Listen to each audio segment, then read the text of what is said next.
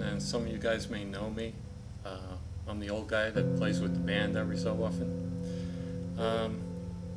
I just felt the need with this Plan B message taking place right now to come forward with my little message and the struggle that I've had to face the past year. Last year was a very tough year for me. I had been sick for a number of years. Nobody could really tell me why. I was told it was IBS, it was this, it was that. I think a lot of people have been through this.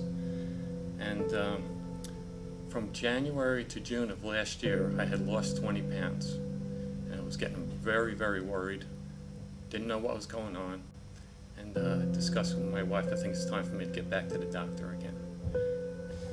Well, a couple of days later, I get a call.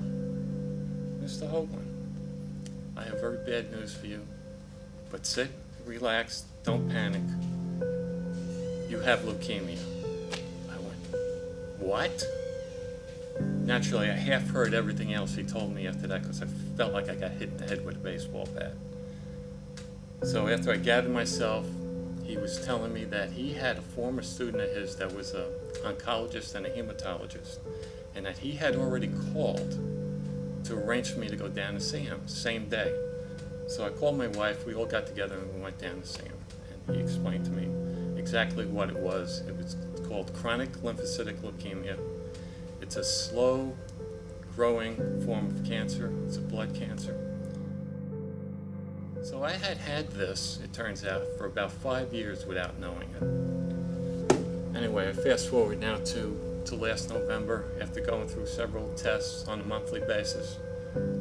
We discovered that my spleen was starting to enlarge to a point where I needed treatment. So just before Thanksgiving, I started treatment with a new approach, a new drug.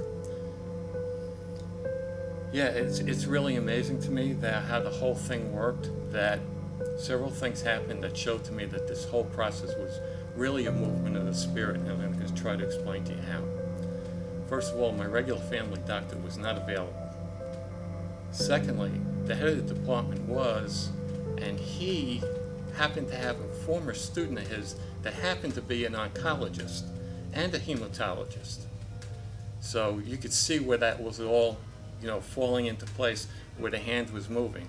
Now, the thing that I was upset was that this was missed for 5 years. Here's the real kicker. The insurance I had at the time, I was on a private insurance plan. If I was diagnosed back 5 years ago, they would have dropped me like a rock, or my insurance rates would have went through the roof. They wouldn't have wanted anything to do with me. My wife's office became part of a larger medical group just only last year.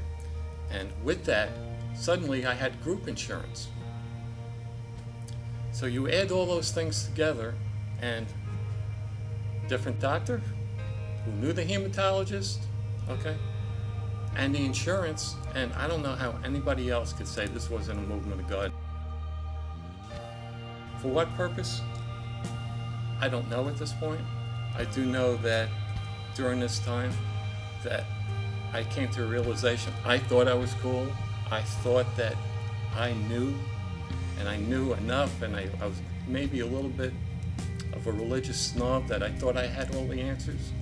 Well, guess what? God humbled me to the point where I realized that I didn't know all the answers, and that He really humbled me to the point where I got closer. From that point on, I started writing more. I got more into my blogging. I started a book.